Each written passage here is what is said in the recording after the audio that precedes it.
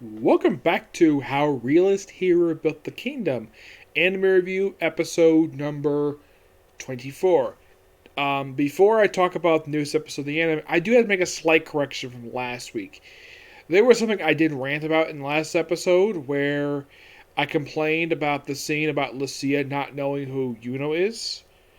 Well, it turns out that actually was in the book.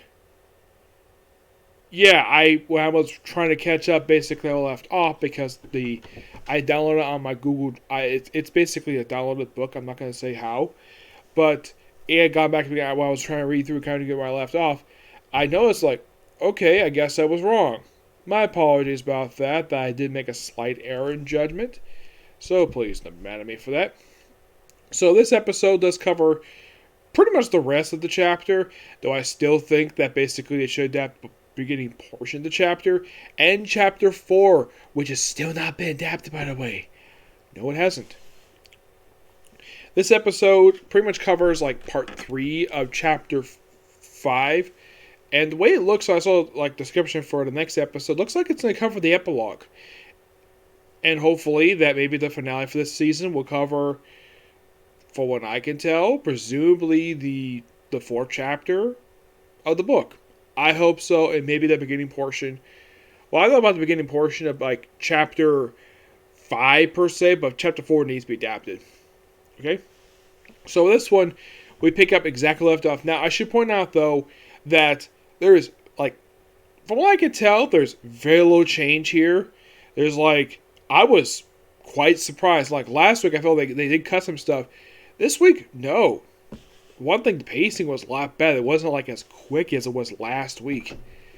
Well, this one, like I said, pretty much did finish like the chapter. It pretty much covered the last like 23 pages of the chapter, and there's only about like if you look at the book itself is 237 pages from the version I have. So basically, there's about 38 pages left. So I'm still presumably thinking that next week we're gonna finish up, like do that last chapter, that final chapter.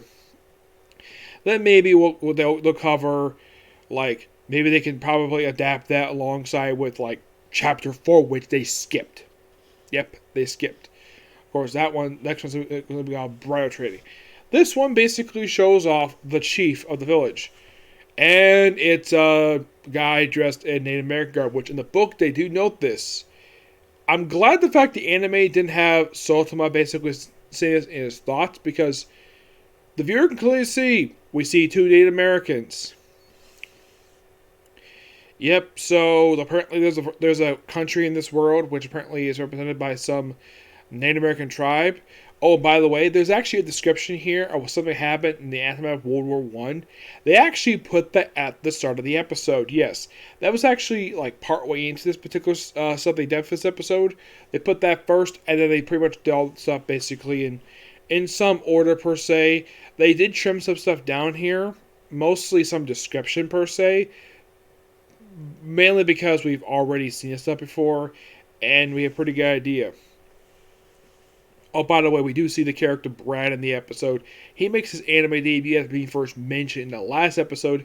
If we see him, I'll get some more to him. So, basically, Sotoma is here to talk about the refugees.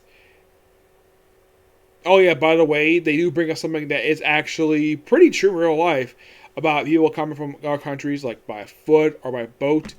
Yeah, that part is true. My guess is the reason why that JEs have included that, because, well, this episode is about refugees, so why not talk about immigrants?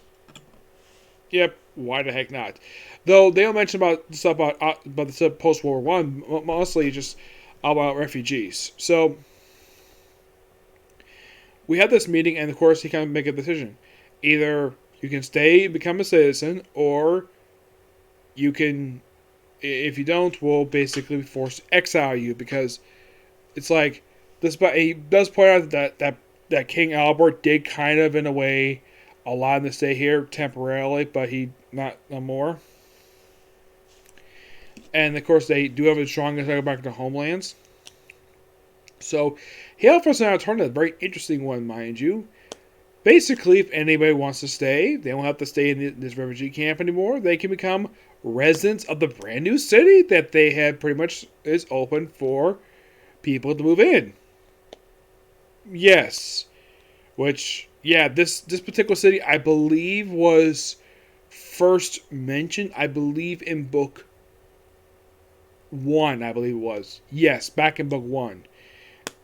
And they say by now, oh yeah, we're ready to move people in, and basically he does offer them a solution. Like, if people who want to stay can basically like live in the city, people who don't want to stay can leave.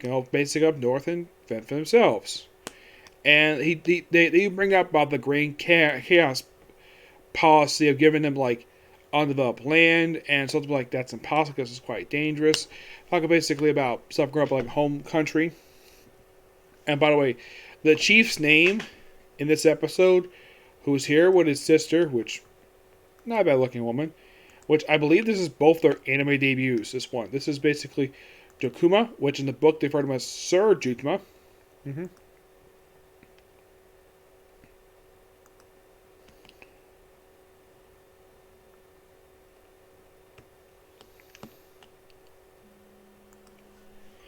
Yeah, and his sister, who actually becomes a character in the book, who's actually still around currently in the book. Here, her name is Kainman.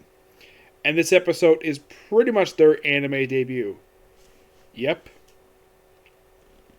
Though in the books, basically, she made her debut back in a short story for Volume 3. That was pretty much her debut. Now, if you watch the opening title sequence, these two have technically appeared in the anime already via the opening title sequence. Mm-hmm. Yep. So, basically, like, and of course they do disagree for a while. By the way, I should note though, Haida, which they actually finally show her without her mask on, and wow, what a beautiful woman she is. Which begs the question, why the heck did she have the same mask the entire episode? Couldn't she have pulled on the mask a little bit? Nope, had to keep the mask on. Here, she takes up, apparently off screen, she takes up her equipment. Yeah. And of course, then we see the anime debut of Brad Joker. Yep, Brad Joker. Looks like he's got a bit of bags in his eyes. He apparently is the character we just mentioned last episode. Yes, this episode is his anime debut. He basically grabs Heidi by the arm, which, yes, this happened in the book too. They do cut out the explanation here about something about how to cut all the hatred toward him because apparently he experiments with dead bodies. So basically, he's kind of this universe version of Dr. Frankenstein, kind of in a way. He said he had removed that hatred for him, toward him, which it's mostly like a lot of backstory for him per se, and that was only major that was cut for this episode was his character's backstory, of like the stuff why he's not well liked. Yeah, and it's quite interesting though the fact that apparently these two have a kid together later in the books. Yeah, they do. They have a kid together before book 10, which I'm not going to discuss book 10 right now because it's a really good book. I do recommend checking it out. So, pretty much with this one, like, he brings her, like, okay, there's a woman who's pregnant. Her water just broke and need basically a way to deliver the baby safely. And they're talking about doing, they've heard of it as a Costa section. It's basically a C-section. I happen to have two relatives in my family who actually had to go through a C-section in order to have their babies. Yes, I'm not going to say who per se. It's just that a total of two women in my family had to go through this. I will say they're both mother and daughter. Yes, the mother who had the daughter had to go through that with her, and the same thing with daughter too. She did the same thing for her baby too. Yes, so my family has had two people who have experience with going through that. And they do bring up the fact that it's a pretty good chance of survival, and given the fact both they're still around this very day, that's definitely true. So, basically, Carla is tasked by Heidi to go and get her bag, which in the anime they put like ask for Heidi's bag. In the book, she says go ask for my black bag. And they also mention, oh yeah, you have to sanitize this tent, we have to borrow this tent. And apparently, oh by the way, they do bring up the fact that they do show the woman later on, the mother. Apparently, she's a mystic wolf. Yes, the very same species as Toma. So Toma's adopted sister. Yep.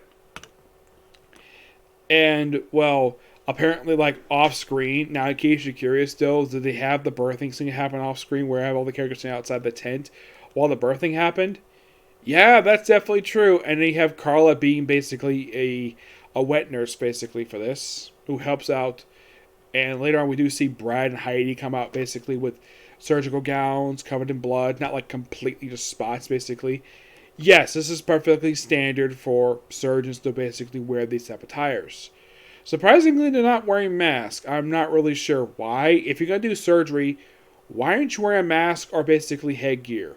Because my mom is a nurse. She probably would point out, though, that these two, like, okay, you wear the correct attire, but where's the hat and the mask? Because that's something you gotta have when you basically.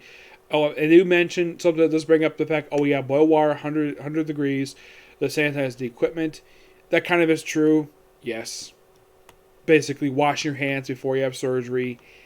Like, pretty much in a way, in all forms of fiction I've seen, basically, when they show doctors doing surgery, they do all wash their hands before the surgery. Afterwards, they probably do, and this is basically for sanitation reasons. Mm-hmm. Yep. So, yeah, they do bring in the fact Carla had to witness all the terrible stuff that was basically shown to her off screen. And they do slightly change dialogue here of basically how the baby gets his name, because it is at basically the mother asked the king Sultama to be the godfather and to give him a name, Fuka, which means happiness. Though he does bring in the book, it also means good fortune too, because basically, and of course, she accepts the name, and then of course Lucia asks, "Hey, why don't you go hurry up and decide what we got?" He's like, "I'm gonna hold off for that." And that's the episode. Yep, that's literally the end of the episode. Then with that, again, we just had this a couple episodes back, and you're thinking, wow, they're going this thing again. Well, that's not surprising due to the fact that, well, he's very hesitant to have kids in the moment, but he does, in fact, do this in book 5. Yep, he does in book 5. When in book 5, I'm not going to say, because I will discuss that whenever they chance to adapt book 5, which I don't know if they're going to get to book 5. I was thinking they might get to book 5, but given the fact that possibly could be 2 episodes left to go,